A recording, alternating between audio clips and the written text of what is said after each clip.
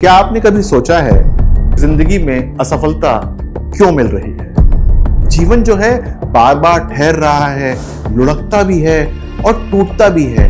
क्या आपने वो अनसीन लेयर देखी है या दिखवाई है जहां से तय होता है कि भाग्य आपको कब साथ देगा और कब छीन लेगा सब कुछ?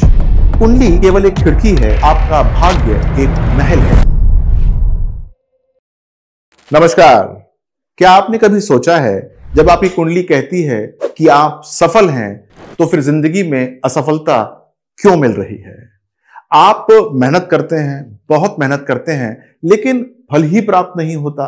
कुंडली जो पढ़ता है वो कहता है कि आपकी दशा भी आपके साथ है, ट्रांजिट का भी समर्थन मिल रहा है, लेकिन फिर भी लोग कहते हैं कि भाई जीवन जो है बार बार ठहर रहा है, लुढ़कता भी है और टूटता भी है। सवाल यह है कि क्या आपकी कुंडली सही प्रकार से कोई पढ़ नहीं पा रहा, या फिर कुंडली झूठ बोल रही है, या फिर एक दूसरी बात है, आपकी कुंडली को सिर्फ सतह से देखा जा रहा है, गहराई से उतरना सीखा ही नहीं किसी ने जो आपकी कुंडली देखता है। क्या आपने कभी नक्षत्रों की परतों को पढ़वाने की चेष्टा की है? क्या कभी आपने यह सोचा है कि भाव मध्य क्या कहता है, इसका सच जाना है? क्या आपने यह देखा है कि दशमेश का नक्षत्र और उसका स्थान क्या है, ये कोई ज्योतिषी देखता है क्या? क्या आपने यह समझा है कि हर जीवन समस्या, चाहे वो करियर की हो, विवाह की हो, संतान की हो या फिर स्वास्थ्य की हो, हर एक के लिए एक अलग वर्ग चार्ट होता है जिसको देखना नितांत आवश्यक होता है, जिसके बिना कोई भी निष्कर्ष जो भी निकाला जाता है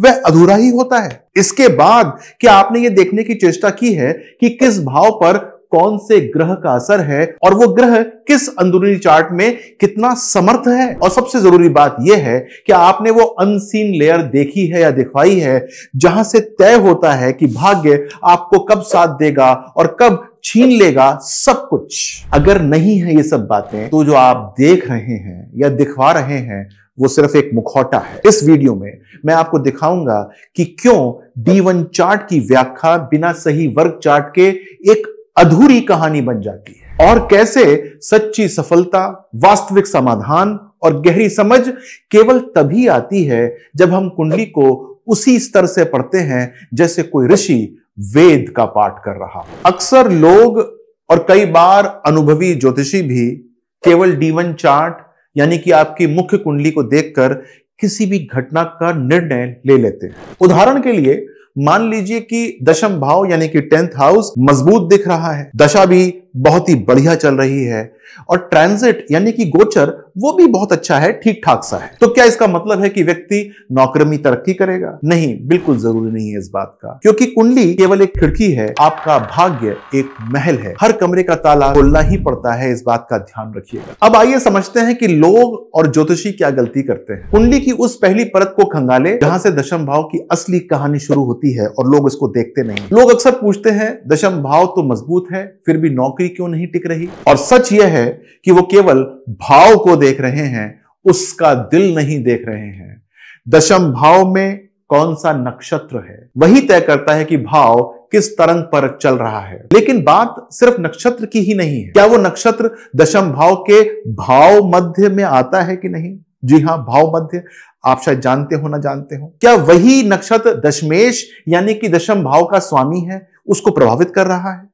और फिर वो दशमेश किस नक्षत्र के अंदर स्थित है, यह देखना नितांत आवश्यक होता है। क्या वो नक्षत्र आपकी मेहनत को सही दिशा दे भी पा रहा है कि नहीं, या फिर गुमराह कर रहा है? यहां से शुरू होती है सच्ची पड़ताल, पर यहीं पर आके कई लोग रुक जाते हैं, क्योंकि कहानी यहां खत्म नहीं हुई है, कहानी यहां से आरंभ हुई है। दशम भाव का एक स्थायी अधिकारी और भी होता है जिसे कहते हैं कारक ग्रह यानी कि डूअर। अब यहां पर एक और भूल होती है। लोग सोचते हैं कि दशम भाव का केवल एक ही कारक होता है, कई लोग उसको शनि कह देते हैं। पर क्या आप बिजनेस में हैं, या फिर क्रिएटिव वर्क में हैं, या फिर गवर्नमेंट सर्विस में हैं? हर क्षेत्र का अलग अलग कारक होता है यानी कि डूअर होता है। अगर आप शिक्षा से जुड़े हुए हैं तो गुरु को देखना होता है कारक के रूप में। अगर आप सेना में हैं, पुलिस में हैं, तो मंगल को देखना होता है कारक के रूप में। कला संगीत से हैं तो शुक्र को बिल्कुल मत भूलिएगा भाई। तो अब बताइए, अगर आपने ये सारे घटक ही नहीं देखे तो आपकी नौकरी या करियर का सही चित्र सामने आएगा क्या? कभी भी नहीं आएगा, आ ही नहीं सकता। और इसी वजह से जब भी कोई ज्योतिषी सिर्फ D1 चार्ट देखकर कहता है कि आपका करियर अच्छा है, तो समझ लीजिए कि वो सिर्फ दर्पण देख रहा है, आत्मा पढ़ने की चेष्टा ही नहीं कर रहा। अच्छा भाई, आपने नक्षत्र देख लिए, आपने कारक देख लिए, अब क्या यहां पर आपकी रीडिंग पूरी हो गई? नहीं, यहां से रीडिंग शुरुआत होती है।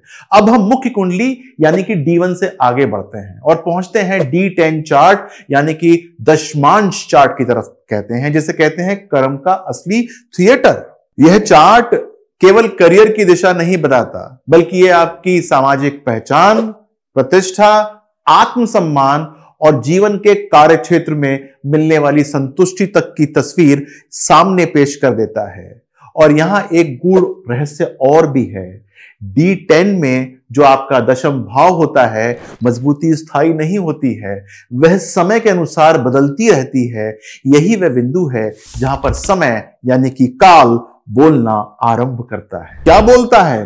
किस दशा में, किस गोचर में कौन सी कमजोरी प्रकट होगी, यह D10 चार्ट पहले से ही इशारा दे देता है।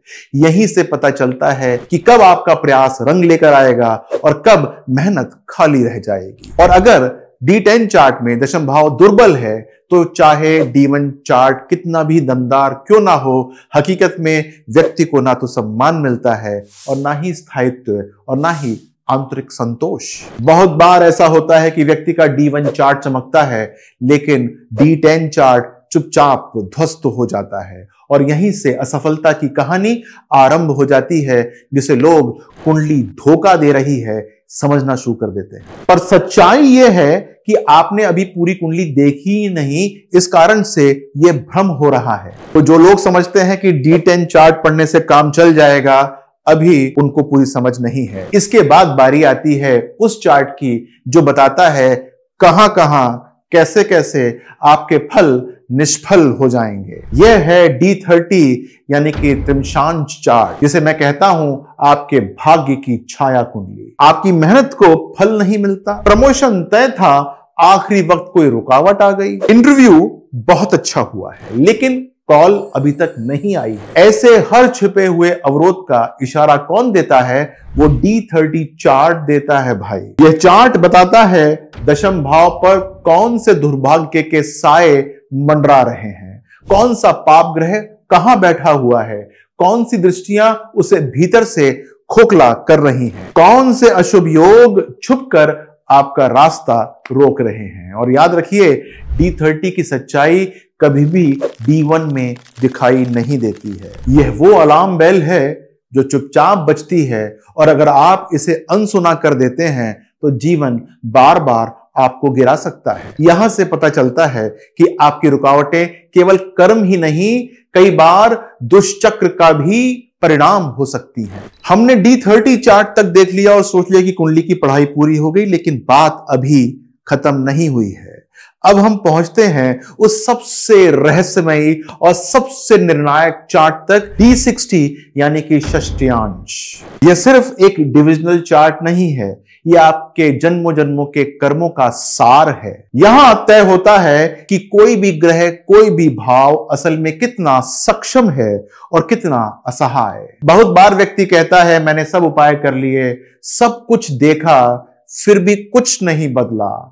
सच में यह है, D60 को देखे बिना आपने अपनी कुंडली का अंतिम पन्ना ही नहीं खोला। आपने दशम भाव देख लिया, उसका स्वामी देख लिया, D10 में उसकी स्थिति देख ली, D30 में उसका पतन देख लिया, पर जो चीज तय करती है कि क्या वह ग्रह इस जन्म में फल देने के लिए पैदा हुआ है या नहीं, उसका उत्तर सिर्फ D60 में ही मिलता है। यह ग्रहों की आत्मिक शक्ति का पता चलता है। कोई ग्रह शुभ होकर भी असर नहीं कर रहा है, कोई योग बना है कुंडली में लेकिन फल नहीं दे रहा है, तो समझ लीजिए कि D60 में ग्रह अस्वस्थ है, यानी कि आपके ही पूर्व जन्म का कोई कर्म उस घर को जकड़े बैठा हुआ है। D60 बतलाता है कि आपके अंदर जो बीज है, क्या वो इस जीवन में पनपने वाला है या नहीं। और यही वो जगह है जहां उपायों का असली मार्ग शुरू होता है। यहां से तय होता है कि सिर्फ रत्न पहनने से काम होगा या तप करना होगा, त्याग करना होगा, या फिर जरूरत है सेवा की। यही कारण है कि जब तक D60 न देखा जाए कुंडली की कोई भी व्याख्या अधूरी ही रहती है और सिर्फ उपाय भ्रम होते हैं, यानी कि करें या ना करें बात एक ही है। अब जरा सोच लीजिए, अगर आप D1 देखकर ही निष्कर्ष निकाल लेते हैं और रेमेडीज कर देते हैं तो क्या फल मिलने वाले हैं?